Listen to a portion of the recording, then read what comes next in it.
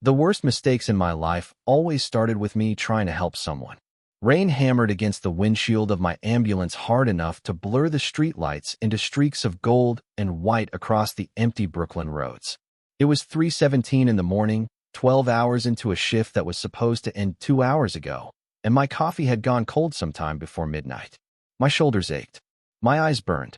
Every part of me wanted my apartment, my sweatpants, and 6 straight hours of unconsciousness. But emergency dispatch had one final call. Possible injured male near the old Riverside shipping yards. No police on scene yet. I should have known something was wrong the second I turned onto Harbor Street. The entire block was dead silent. No traffic. No pedestrians. Just abandoned warehouses crouched in the rain like rusted giants and the glow of flickering security lights reflecting off puddles the size of bathtubs. My tires rolled slowly across wet asphalt as I checked the GPS again. "You've arrived," the robotic voice announced, sounding way too cheerful for a place that looked like people disappeared in. I grabbed my flashlight and stepped out into the storm. The cold hit immediately, soaking through my Navy EMT jacket within seconds. Somewhere nearby, metal clanged against metal. Loose chains maybe, or a gate moving in the wind. My boots splashed through shallow water as I scanned the alley between 2 warehouses. "Hello," I called out. "EMS." Nothing answered me except thunder rumbling over the East River. Then I saw the blood. Not a lot. Just dark streaks against the rain-slicked concrete leading deeper into the alley. My stomach tightened instantly. Training kicked in before fear could. I followed the trail with my flashlight raised, pulse thudding harder with every step. That's when I found him. He was leaning against the brick wall beneath a broken security light, one hand pressed against his side beneath a black dress shirt soaked from both rain and blood. Tall, broad shoulders, dark hair plastered against his forehead. Even half collapsed and clearly injured, he looked dangerous in a way I couldn't explain. Like the kind of man people crossed the street to avoid. His head lifted slowly when the flashlight hit his face. Sharp jawline, pale skin, eyes so cold and focused they barely looked human for a second. And somehow, he was still standing. "You need a hospital," I said immediately, stepping closer. His gaze locked onto mine without blinking. "You need to leave." His voice was low, controlled, like pain was just another inconvenience.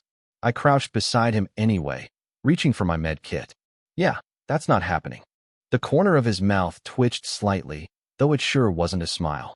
Thunder cracked overhead again, shaking the alley with a deep growl. Then, somewhere in the distance, engines roared. Multiple vehicles. Fast. The man heard them too. I saw it instantly in his eyes. Not fear. Calculation. He grabbed my wrist before I could react. His hand warmed despite the freezing rain. "Listen to me carefully," he said quietly. "If they see you here, they won't let you walk away." And for the first time that night, I realized the stranger bleeding against that wall wasn't the victim. He was the danger. The sound of engines grew louder at the mouth of the alley, deep and aggressive, tires hissing against wet pavement as black headlights swept across the warehouse walls like searchlights. My pulse slammed against my ribs. Every instinct screamed at me to get back in the ambulance and drive away before whatever this was swallowed me whole. But the man's hand was still wrapped around my wrist, steady despite the blood soaking through his shirt. His eyes never left mine.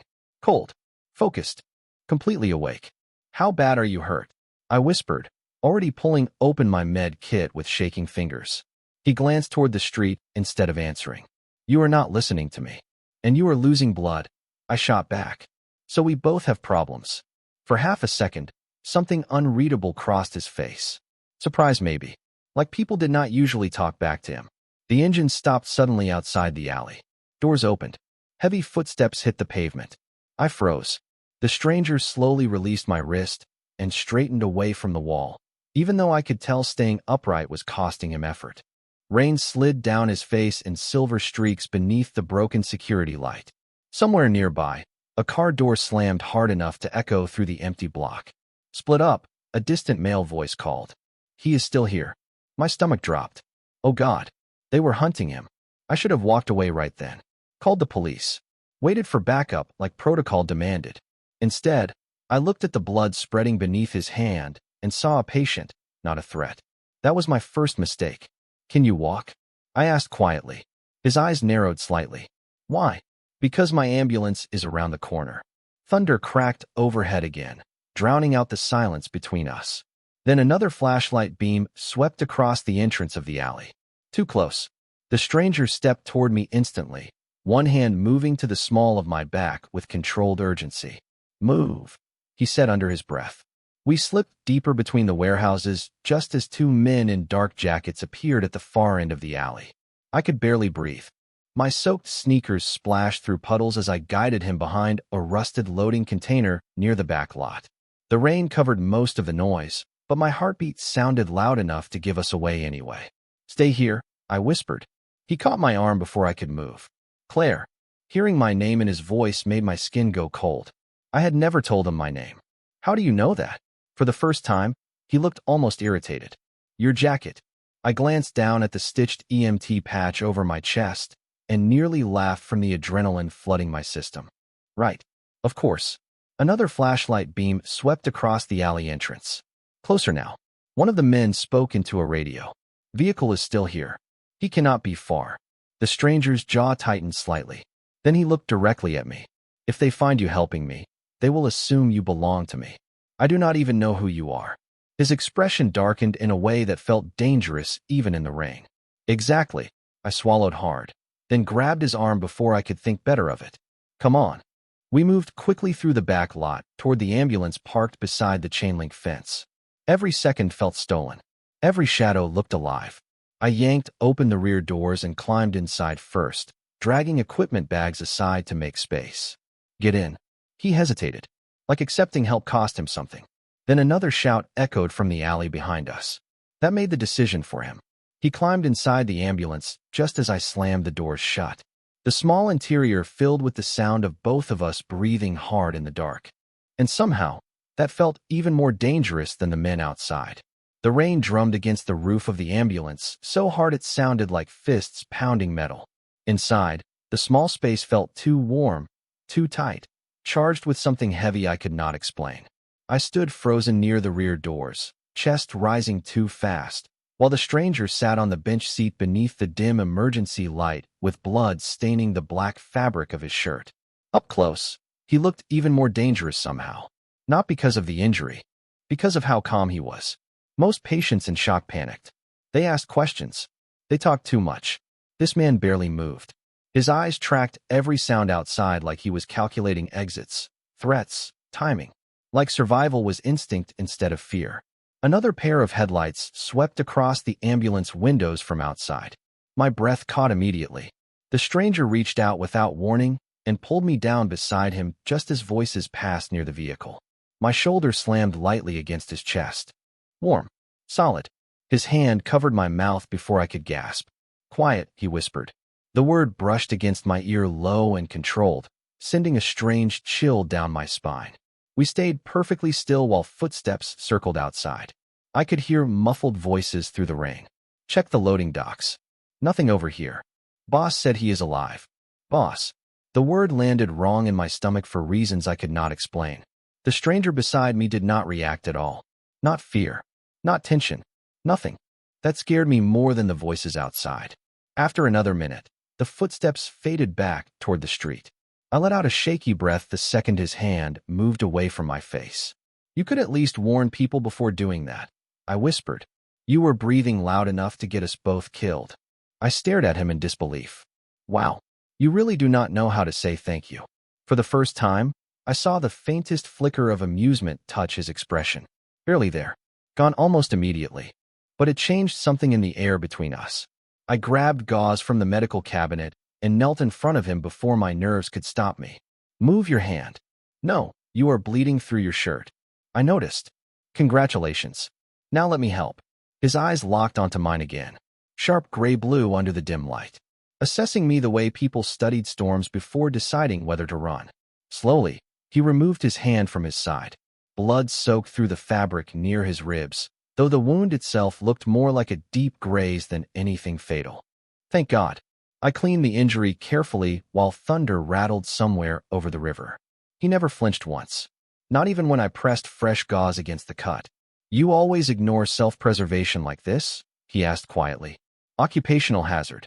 Helping strangers in abandoned alleys at 3 in the morning seems excessive even for an EMT. And bleeding in one seems excessive for whatever you are.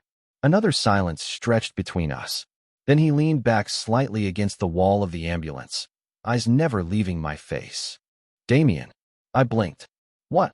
My name. Something about hearing it made the space feel smaller. More real. Claire. I said softly, even though he already knew. Rainwater still dripped from his dark hair onto the collar of his shirt. He looked expensive despite the blood and exhaustion.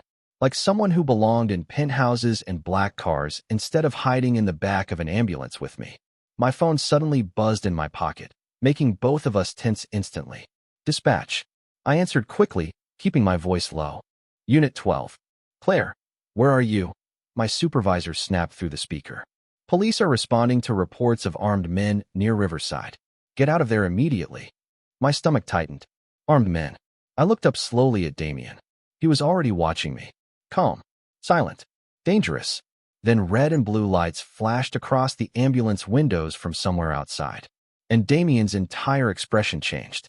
The flashing lights outside painted the ambulance walls in violent streaks of red and blue, turning the cramped space into something that felt unreal. Damien's entire body went still beside me.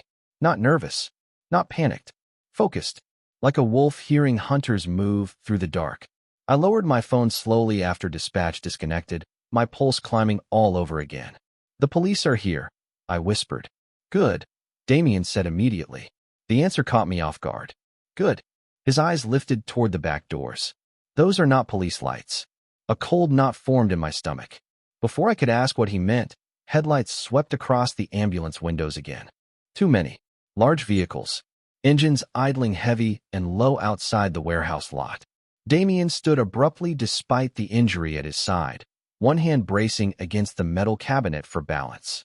Stay behind me. I stared at him. Excuse me. Claire. His voice dropped lower this time. More dangerous somehow. Do exactly what I say. Then the rear doors of the ambulance rattled hard from the outside. Once. Twice. Somebody trying the handle. I jumped instinctively while Damien did not move an inch. Open up, a male voice shouted through the storm. Emergency response. Damien looked at me without expression. Do not.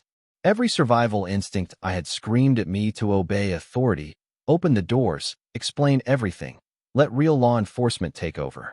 But something about the way he said those two words stopped me cold. Another loud bang shook the doors. We know somebody is inside. The voice sounded wrong now that I listened carefully. Too aggressive. Too impatient. Damien stepped closer to me until I could smell rain and clean cologne beneath the metallic scent of blood. If they come in here, he said quietly, they are not taking me alive. My breath caught instantly. There was no fear in his voice. Just fact.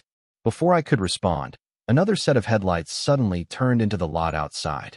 Faster this time. Sharper. Black SUVs slid across the wet pavement one after another like shadows cutting through the storm. Tires hissed. Doors opened almost simultaneously. Then silence. Even the men outside the ambulance stopped moving. Damien exhaled once beside me. Come again. Somehow calmer than before. A second later, muffled shouting erupted outside. Short commands. Rapid footsteps. The sound of people repositioning fast. I could not understand the words over the rain, but I understood tension when I heard it. Damien reached past me and switched off the small overhead light inside the ambulance. Darkness swallowed us except for the faint glow bleeding through the windows. What is happening? I whispered. He did not answer immediately. Instead, he pulled the curtain beside the rear doors aside by half an inch and looked out. The hard lines of his face shifted slightly for the first time since I met him. Not relief exactly.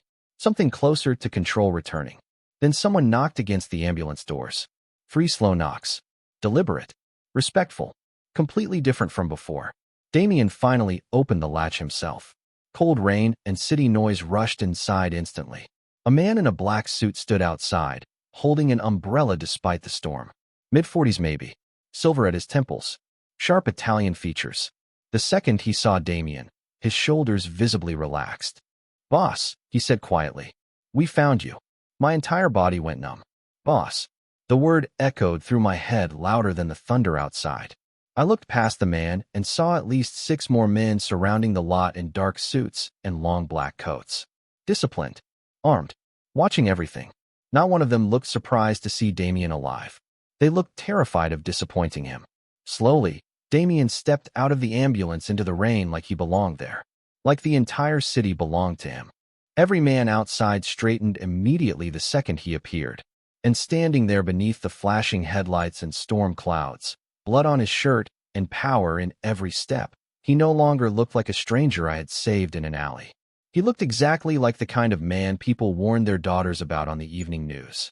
Rain soaked through my clothes the second I stepped out of the ambulance behind Damien, cold water sliding down the back of my neck, while thunder rolled over the harbor.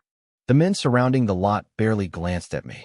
Their entire attention stayed fixed on him, watching him, waiting for instructions. It hit me all at once then. The silence when he spoke. The way danger seemed to bend around him instead of toward him. This was not some stranger caught in the wrong place at the wrong time.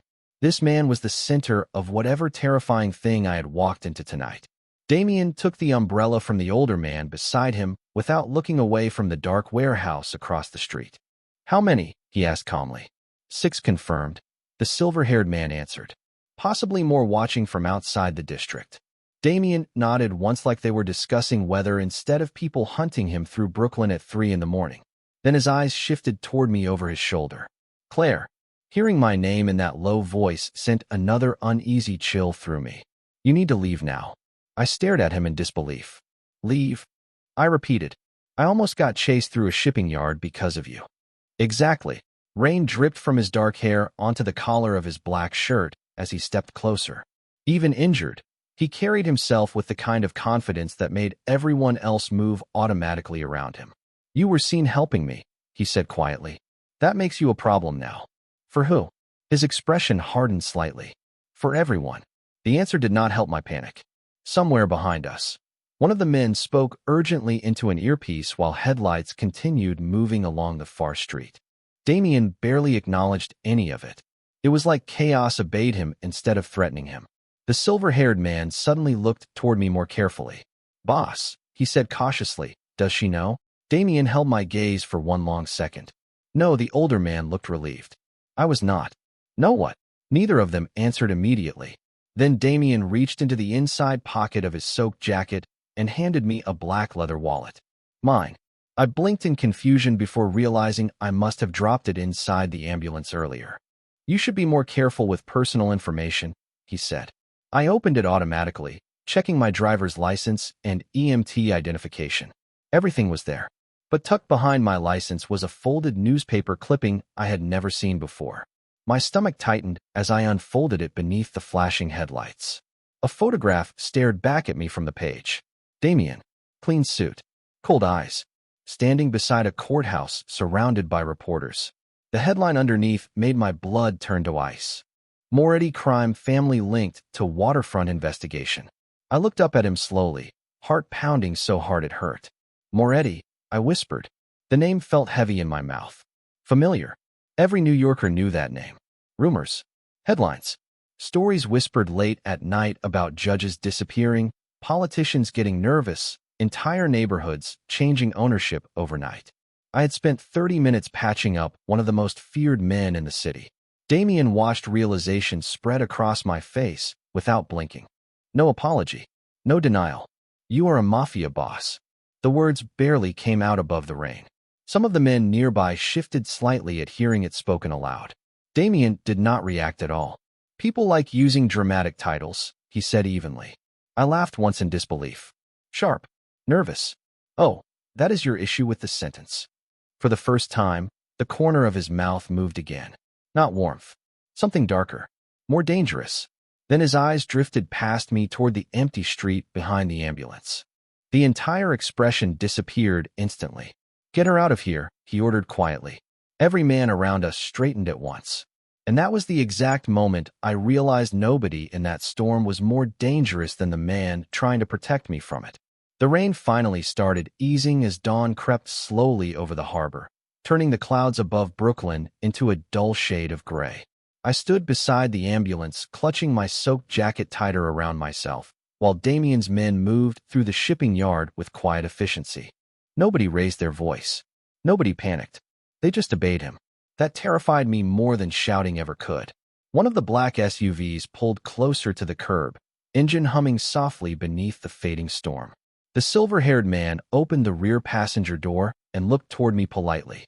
"Miss Bennett," he said, "we should leave before daylight." I stared at him. Absolutely not. His expression barely changed. It was not a request. Then that is unfortunate for you. I took a step back toward the ambulance immediately. I have a job. A supervisor who already thinks I disappeared. And I am definitely not getting into a mafia car at 4 in the morning. Several men nearby exchanged quick looks at my tone. Damien did not.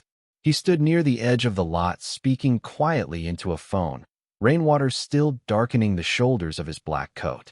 Even exhausted and injured, he looked impossible to ignore, like the entire world adjusted itself around his presence without him trying.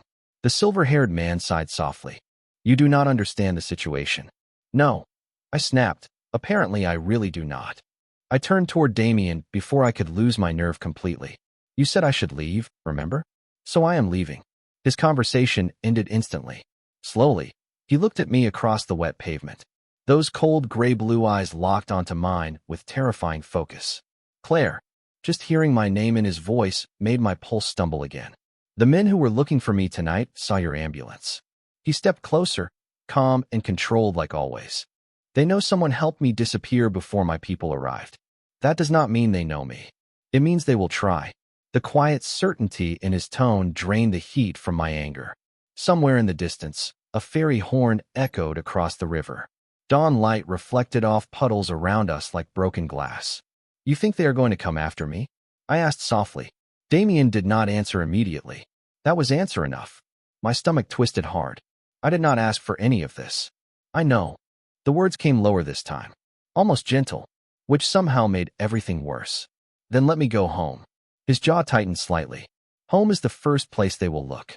I laughed once under my breath, shaky and exhausted. "You cannot seriously expect me to trust you." "No," he said quietly. "I expect you to survive."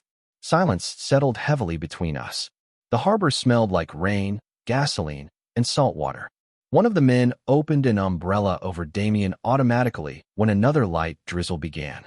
He ignored it completely. 48 hours, he said finally. "Stay somewhere secure until we know who was tracking me tonight." Somewhere secure meaning with you. Meaning alive. I should have walked away then. Called the police. Called literally anyone else. Instead, I looked at the men surrounding him, the black SUVs waiting silently at the curb, and the calm certainty in Damien's expression. He truly believed I was in danger now. And deep down, the worst part was, I believed him too. My phone buzzed again in my pocket. 3 missed calls from dispatch. 2 from my roommate Emily. 1 unknown number. Then another text appeared across the screen. "Unknown, you should not have stopped tonight." My blood turned ice cold instantly. Damien noticed the change in my face immediately. "What is it?" I turned the phone toward him with shaking fingers. His eyes scanned the message once. Every trace of softness disappeared from his expression. "Get in the car," he said quietly. This time, nobody argued. The inside of the SUV smelled like leather, rain, and expensive cologne. I sat rigid in the back seat with my phone clenched tightly in my hand, while Manhattan blurred past the tinted windows in streaks of gray morning light. Nobody spoke. Damien sat beside me in silence, one arm resting against the door, his expression unreadable as the city woke around us. Traffic slowly thickened near the Brooklyn Bridge. Yellow cabs, delivery trucks, people carrying coffee cups and backpacks like this was a normal Tuesday morning instead of the worst night of my life. I kept staring at the text message on my screen. "You should not have stopped tonight." No number. No explanation. Just a threat sitting quietly in my palm. "Who sent it?" I finally asked. Damien's eyes remained on the passing skyline outside. If I knew that already, we would not be having this conversation. That is not comforting. It was not meant to be. I exhaled sharply and leaned back against the seat. Exhaustion pressed against me from every direction now that the adrenaline was fading. My soaked clothes clung uncomfortably to my skin. My head hurt, and sitting beside one of the most feared men in New York somehow felt both terrifying and strangely safer than being alone. I hated that realization immediately. The silver-haired man driving glanced at Damien through the mirror. The penthouse is secure. Penthouse. Of course he had a penthouse. Damien nodded once. Double security until we know who leaked the route. Leaked the route. Like this was military strategy instead of real life. I rubbed my forehead slowly. I still do not understand why people were chasing you through a shipping yard at 3 in the morning. Damien finally looked at me then. Calm. Cold. Too controlled. There are parts of my life you do not want explained, Claire. That is convenient. It is honest. The answer irritated me because part of me believed him. The SUV moved through lower Manhattan before turning toward a building overlooking the river. It did not even look real. 40 stories of dark glass and steel rising into the cloudy skyline, with private security standing beneath the covered entrance. The second the SUV stopped, 2 men opened the doors automatically. Damien stepped out first without waiting for assistance despite the injury at his side. I followed more slowly, staring up at the building with disbelief. You live here? Sometimes. That was somehow an even more insane answer.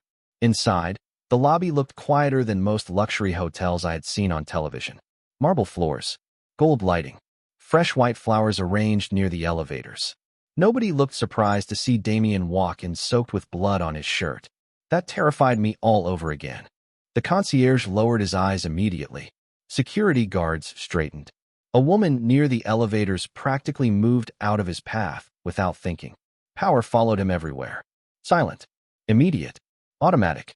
The private elevator opened directly into a penthouse, so large my brain struggled to process it.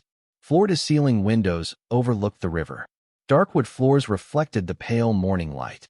The living room alone was bigger than my entire apartment in Queens. This is insane, I whispered before I could stop myself. Damien removed his wet coat slowly, revealing the blood-stained bandage beneath his black shirt. You will stay here for now. I turned toward him instantly. Absolutely not. Claire, you said 48 hours. Not imprisonment. You are not a prisoner. I laughed softly in disbelief and pointed toward the elevator behind us. There are literally armed guards outside the door. For your protection. That sentence sounds much creepier coming from a mafia boss. For the first time since I met him, Damien looked genuinely tired. Not physically. Something deeper. Older. He stepped closer slowly until only a few feet separated us. The people looking for me tonight are not afraid of the police, he said quietly. They are not afraid of money either. But they will think twice before touching someone under my protection. My heartbeat stumbled slightly at the way he said protection, like it was a promise carved in stone. Then his eyes dropped briefly toward the bruising exhaustion under mine before lifting again. You saved my life tonight, Claire, he said softly. That means I will keep you alive long enough to regret it.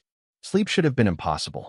I was trapped inside a luxury penthouse owned by a mafia boss while armed men guarded the elevators downstairs.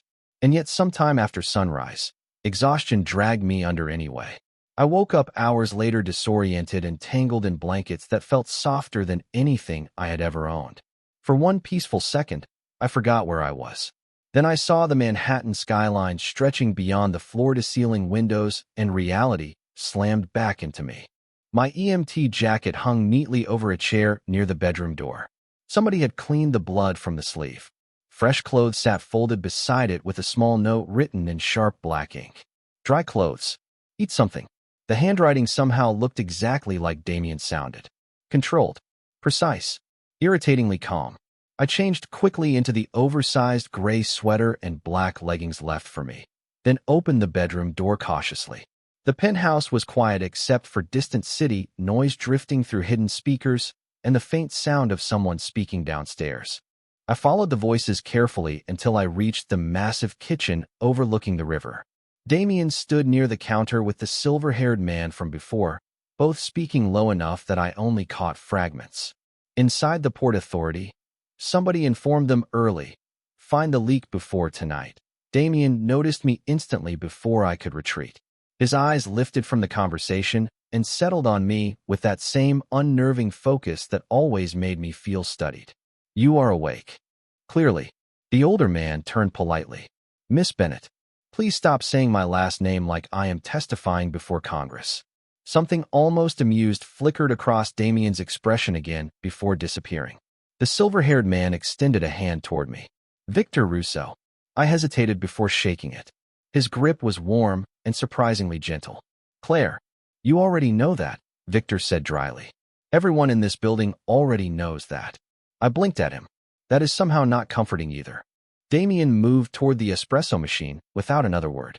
Even injured, he carried himself with quiet authority that filled every room before he spoke. Dark sweater now instead of the blood-soaked shirt from earlier. Fresh bandages hidden beneath the collar. Cleaner. More dangerous somehow. You should eat, he said. I am not hungry. That was not a question. I stared at him. Do you ever stop ordering people around? Rarely. Victor hid a smile behind his coffee cup and wisely excused himself a second later, leaving me alone with Damien in the enormous kitchen. The silence stretched awkwardly between us while rain tapped softly against the windows again. I finally noticed a tray sitting on the counter. Eggs, toast, fruit, real food. My stomach betrayed me immediately with a growl loud enough to make Damien glance over. Heat rushed into my face. Traitor, I muttered to my own body. The corner of his mouth moved slightly. I hated how much that tiny, almost smile changed his entire face. He poured coffee into a black mug and slid it toward me across the counter. You look exhausted. That tends to happen after armed strangers chase me through shipping yards. His eyes darkened slightly at that. I told you to leave. And I told you that you were bleeding. Another silence settled between us. Softer this time. I picked at the toast while Damien reviewed something on a tablet near the counter, his expression growing colder with every passing second. Finally, I looked up at him carefully. Can I ask you something? You will anyway. Fair. I hesitated before continuing. Those men last night, the ones looking for you, were they another mafia family? Damien's gaze lifted slowly from the screen. Dangerous calm returned instantly. There are questions safer left unanswered, Claire. See, that answer makes me think the real answer is definitely yes. He set the tablet down carefully and stepped closer until I could smell espresso and clean soap beneath the sharper scent of expensive cologne. You are still thinking about this like an EMT, he said quietly. You think there are good people and bad people and emergencies that end when the ambulance leaves. His gray-blue eyes locked onto mine. My world does not work like that. Something in the way he said my world sent another chill through me. Then his phone buzzed sharply against the marble counter. Damien looked at the screen once. Every trace of warmth vanished immediately. What happened? I asked softly. His jaw tightened. Your apartment was searched this morning. For a second, I honestly thought I had heard him wrong. The kitchen suddenly felt too quiet, too bright. What do you mean searched? I asked slowly. Damien's expression stayed unreadable as he picked up his phone again, scanning another message that had just appeared. My people checked the building 20 minutes ago, he said calmly. Your apartment door was forced open sometime after sunrise. My coffee turned bitter in my mouth instantly. Emily. I grabbed my phone so fast I nearly dropped it and called my roommate before my brain could catch up. The line rang once, twice, 3 times. No answer. My heartbeat climbed higher with every second. Come on, Emily, I whispered under my breath. Voicemail. I ended the call immediately and dialed again. Still nothing.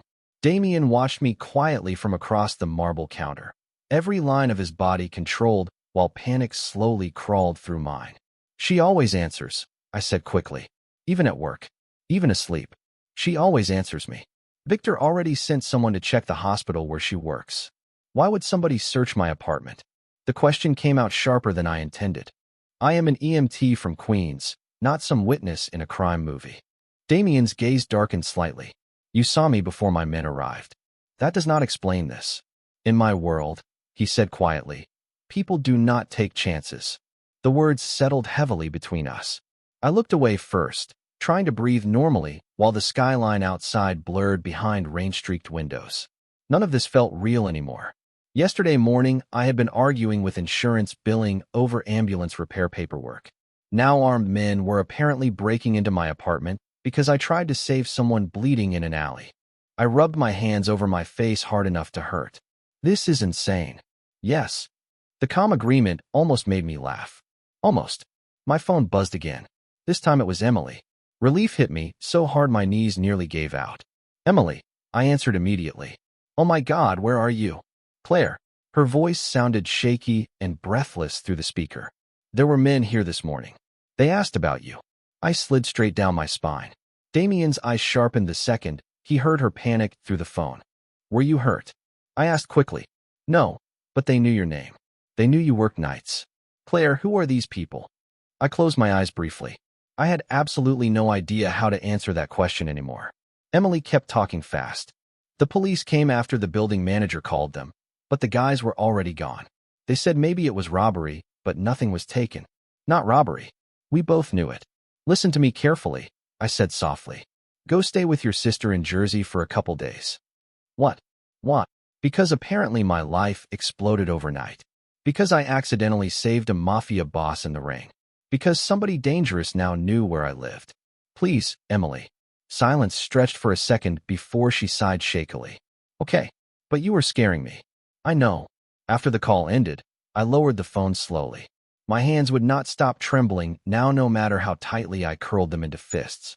Damien stepped closer carefully, like approaching a frightened animal. Your roommate will be protected. I looked up at him instantly. Protected by who? You. Yes. That is not reassuring. Something flickered across his face then. Not anger. Weariness maybe. Claire. His voice lowered slightly. Nobody touched your roommate. Nobody touched you. That matters. I stared at him for a long second. Then my eyes dropped to the white bandage barely visible beneath the collar of his black sweater. Blood had started soaking through the edge again. You are bleeding, I said automatically. Damien glanced down once like he had forgotten the injury existed. It is nothing. That answer is becoming annoying. I moved toward the medical cabinet near the kitchen before I could think too hard about what I was doing. Sit down. One dark eyebrow lifted slightly. You are giving orders now? Only because you are a terrible patient. To my surprise, Damien actually obeyed. He sat at the edge of the leather couch overlooking the river while I grabbed fresh gauze and antiseptic from the kit someone had apparently stocked for emergencies. Or mafia emergencies. Which honestly felt worse. I carefully pushed aside the edge of his sweater to check the bandage. Warm skin brushed my fingertips for half a second before his hand caught my wrist instantly. Not rough. Just fast. Controlled. His gray-blue eyes locked onto mine with sudden intensity. The entire room seemed to go still around us. Claire, he said quietly, you should stop taking care of dangerous men. His hand around my wrist was warm. Steady. Completely at odds with the storm of emotions suddenly crashing through me. For one suspended second, neither of us moved. The city stretched silently behind him through the glass walls of the penthouse, gray clouds hanging low over the river while rain slid slowly down the windows. Damien's eyes held mine with that same dangerous intensity that always made it impossible to look away first. Claire, he repeated quietly, men like me do not get saved. My pulse stumbled hard against my ribs. That is a depressing philosophy. The corner of his mouth twitched faintly before he released my wrist and leaned back against the couch again. It is an accurate one. I exhaled slowly and peeled the blood-soaked bandage away more carefully this time. The injury along his ribs looked angry but cleaner now. He had probably needed stitches hours ago. Instead, he had spent the morning managing armed men and protecting me from whatever nightmare followed him through New York, which somehow made me even angrier. You should be in a hospital. I dislike hospitals. That is convenient considering you were bleeding out in a warehouse. Damien did not answer. He rarely defended himself. That was something I had started noticing. He just absorbed words quietly until deciding whether they mattered. I cleaned the wound in silence while soft jazz drifted from hidden speakers somewhere in the penthouse. Expensive, calm, completely surreal. My entire life before last night already felt 1,000 miles away. Who taught you to do this? Damien asked suddenly. I blinked up at him. Bandage injuries? Care about strangers. The question caught me off guard. I focused carefully on taping fresh gauze into place before answering. My dad was a firefighter. Something shifted in Damien's expression immediately. Small but noticeable. Was heart attack when I was 19. The words came softer now. Older grief settling naturally into my voice after years of carrying it. He spent his entire life running toward dangerous situations because somebody needed help. I guess I inherited the habit. Damien watched me quietly for a long moment after that. And your mother? Nurse. I gave a tired half-smile. Basically, I never had a chance at normal self-preservation. A low sound escaped him then. Not quite laughter, but close enough that it startled me. The atmosphere between us softened for one fragile second before his phone buzzed sharply against the coffee table. Everything changed instantly. Damien glanced at the screen, and the warmth disappeared from his face like somebody flipping a switch. Cold control returned immediately. "What?" he answered. I stood slowly, pretending not to listen while gathering discarded medical wrappers into the tray. But Damien's voice dropped lower and harder with every sentence. "How many?" Silence. "No. Nobody moves until I say so." Another pause. Then his jaw tightened visibly. I said nobody touches him. Him, not them. My stomach tightened automatically. Damien ended the call a second later and rubbed a hand briefly over the back of his neck like exhaustion was finally catching him. "What happened?" I asked carefully. "Internal problem." That sounds ominous. It is. He stood slowly from the couch, adjusting the sleeve of his black sweater over the fresh bandage. "One of my men was followed this morning. The same people from the warehouse. Most likely." And now, Damien's eyes lifted toward the rain-dark skyline outside. "Now I find out who betrayed me." The way he said betrayed felt colder than anything else I had heard from him so far. Not angry. Worse. Controlled disappointment. Like trust mattered more to him than fear ever could. A sharp knock interrupted the silence before I could ask another question. Victor stepped into the penthouse a second later, looking more tense than I had seen him yet. "Boss," he said carefully, "there is someone downstairs demanding to see you." Damien looked irritated immediately. "I am busy. He says it concerns the girl." Every muscle in my body tightened at once. Damien's expression darkened instantly. "Name?" Victor hesitated just slightly. "Luca Moretti." Silence crashed through the room, so fast it stole the air from my lungs. Damien did not move, did not blink. But something dangerous shifted behind his eyes the second he heard that name. Then very quietly, he said, "My brother should know better than to show up uninvited." The atmosphere inside the penthouse changed the second Damien heard his brother's name. The warmth from earlier disappeared completely, replaced by something colder and sharper that made even Victor stand straighter near the doorway. I looked between them carefully, trying to understand the sudden tension filling the room. "Your brother?" I asked softly. Damien's eyes stayed fixed on the rain-covered skyline beyond the windows. "Half-brother." The correction came automatically. Meaningfully, Victor shifted uncomfortably beside the door. "He insists it cannot wait." Damien finally looked toward him. "Everything with Luca cannot wait." There was no affection in the sentence, only exhaustion. A silence followed before Damien spoke again. 5 minutes. Upstairs office."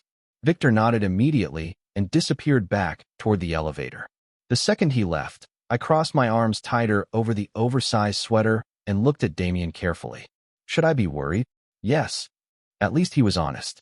He moved toward the staircase leading to the upper floor of the penthouse, loosening the cufflinks on his black shirt as he walked. Even tired and injured, he carried himself with effortless authority, like control was stitched into his bones. Halfway up the stairs, he stopped and glanced back at me. "Stay here. That sentence is becoming your favorite. Claire." His voice lowered slightly. "Do not wander around while Luca is here." "Why?" For the first time since I met him, real irritation flashed across Damien's face. "Because my brother enjoys provoking people." That does not answer the question. His eyes darkened faintly. "And because he will recognize immediately that I care whether you are safe." The words hit harder than they should have. Before I could respond, Damien disappeared upstairs without another explanation. I stood frozen beside the kitchen island long after his footsteps faded. "Care whether you are safe." The sentence replayed in my head in Damien's quiet, dangerous voice while rain tapped steadily against the windows. That was ridiculous. Completely ridiculous. I had known this man less than 24 hours. He was a mafia boss with enemies, armed security, and apparently complicated family issues. I should have been terrified of him. So why did part of me feel calmer every time he walked into the room? I hated that question. Soft footsteps interrupted my thoughts a few minutes later. One of the security guards approached from the hallway carrying a garment bag and several shopping bags. "Miss Bennett," he said politely, "Mr. Moretti asked these to be delivered for you." I stared at the expensive department store logos in disbelief. "Are these clothes?" "Yes, ma'am." "Absolutely not." The guard looked completely unfazed. I was instructed to leave them anyway. Then he quietly retreated before I could protest further. I walked toward the bags cautiously like they might explode. Inside were jeans, sweaters, sneakers, even toiletries still wrapped in luxury packaging. My chest tightened unexpectedly at the sight. Nobody had taken care of me like this in a very long time. Not since my father died. I sat slowly on the edge of the couch, staring at the neatly folded clothes while the penthouse remained unnaturally quiet overhead. Then voices drifted faintly from upstairs. Male. Tense. One voice belonged to Damien. The other sounded smoother. Younger. Almost amused. Luca. I could not make out the words clearly, but I heard my name once. Then again. Something heavy slammed upstairs hard enough to echo through the ceiling. I stood instantly. Every instinct screamed that something was wrong. Another burst of angry voices followed. Then silence. Complete silence. My pulse climbed immediately. Damien. I called carefully toward the staircase. No answer. I took one hesitant step forward despite his warning. Then another. The upper hallway came into view slowly as I reached the top of the stairs. The office door at the far end stood half open beneath dim golden light. And standing in the doorway was a man who looked enough like Damien to make my stomach drop instantly. Same dark hair. Same sharp jawline. Same expensive black suit. But where Damien felt controlled and dangerous, this man felt reckless. Beautiful in the way storms were beautiful right before they destroyed something. Luca Moretti smiled slowly the second he saw me. So, he said softly, you are the girl my brother is suddenly willing to bleed for. Every instinct told me to back away from Luca Moretti immediately. Damien carried danger like a locked blade. Controlled. Precise. Luca felt different. Like the blade was already out. He leaned casually against the office doorway upstairs with one hand in the pocket of his black coat, studying me with open curiosity while rainwater shimmered against the penthouse windows behind him. Claire, he said smoothly, tasting my name like he already knew too much about me. You really caused chaos fast. I folded my arms tightly across my chest. I am getting that impression. His smile widened slightly. You have no idea. Footsteps sounded behind him a second later. Damien appeared from inside the office, jaw tight the instant he saw me standing there. I told you to stay downstairs. And I told you your brother enjoys dramatic entrances. Luca pushed away from the doorway with effortless charm. You wound me, Damien. Not yet. The coldness in Damien's voice cut straight through the hallway. Luca only laughed softly under his breath before turning back toward me. Up close, the resemblance between them was unsettling. Same dark hair. Same sharp features. But Luca's eyes held something reckless Damien's never did. Like he found danger entertaining instead of exhausting. You should be careful around my brother, Luca said casually. He gets attached to things he saves. Damien stepped between us before I could answer. Not aggressively. Just enough to block Luca's direct view of me. Leave. Luca's expression flickered with amusement immediately. That's serious already? Luca. For the first time since I met Damien, I heard real warning beneath his voice. The air shifted instantly. Even Luca noticed it. Silence stretched across the upstairs hallway before Luca finally lifted both hands in surrender. Relax. I came to help. Damien looked unconvinced. You came because you heard rumors. And because someone inside our network keeps leaking information. Luca's playful expression faded slightly then. Whoever arranged the ambush at the docks knew your exact route. Damien's jaw tightened visibly. I know. No, Luca corrected quietly. You suspect. The two brothers stared at each other in heavy silence that felt years older than either of them. I suddenly understood this was not just mafia business. This was family history buried beneath power and loyalty and old wounds nobody discussed openly. Luca finally looked toward me again. You should know something, Claire. Damien moved instantly. Enough. But Luca ignored him completely. Nobody survives long around Damien by accident. Luca, I mean it as a compliment. Luca tilted his head slightly toward me. You matter now. That makes you dangerous too. My stomach twisted hard. Can everybody in this family stop saying cryptic, terrifying things for 5 minutes? Surprisingly, Luca laughed genuinely at that. Even Damien's expression shifted slightly before hardening again. Then suddenly every phone in the hallway buzzed at once. Damien checked his screen immediately. Whatever he read turned his face cold. Completely cold. Luca's amusement vanished too. What happened? I asked quietly. Damien looked up slowly. One of my security teams disappeared 10 minutes ago. Silence crashed over the hallway. Victor appeared at the top of the stairs almost immediately afterward, breathing harder than before. "Boss." His voice sounded tense now. "We have another problem." Damien's eyes never left his phone. "Say it." Victor hesitated briefly. The black SUV transporting medical supplies was intercepted downtown. My pulse stumbled instantly. Medical supplies. The ambulance. The docks. Everything connected back to last night somehow. Was anyone hurt? I asked automatically. 3 pairs of eyes turned toward me at once. Luca looked almost fascinated by the question. Damien looked tired. "Claire," he said quietly, "that is still your first concern?" "People are my first concern." Something unreadable passed through Damien's expression then. Something softer than before. More dangerous, too.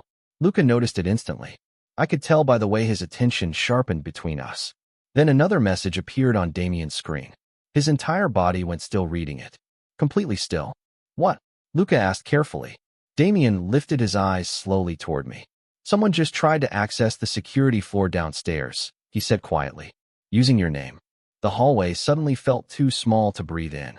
"Using my name?" I repeated quietly. Damien was already moving before the words fully left my mouth. Fast. Controlled. Dangerous. He grabbed his black coat from the chair near the office door and looked toward Victor. "Lock down the elevator access." Victor nodded immediately, phone already pressed to his ear. Luca watched everything unfold with narrowed eyes, the amusement gone from his face for the first time since I met him. "You think somebody copied her credentials?" he asked. "No," Damien answered coldly. "I think somebody wants her scared." His gaze snapped toward me then, sharp enough to pin me in place. "You stay upstairs." "Damien, Claire." The tone stopped me instantly. Quiet. Absolute. "Do not leave this floor." Then he disappeared down the staircase with Victor close behind, both speaking rapidly into phones while security alarms quietly activated somewhere below us. The penthouse suddenly sounded different. Locked down. Controlled. My pulse hammered painfully against my ribs as I stood frozen near the upstairs hallway. Luca remained leaning against the office doorway, watching me carefully. "You should listen to him," he said quietly. "That might be the first useful thing anyone in this family has said today." Luca almost smiled at that before glancing toward the stairs. Damien does not panic often. He does not seem like somebody who panics at all. Exactly. Something cold slid through my stomach at the implication.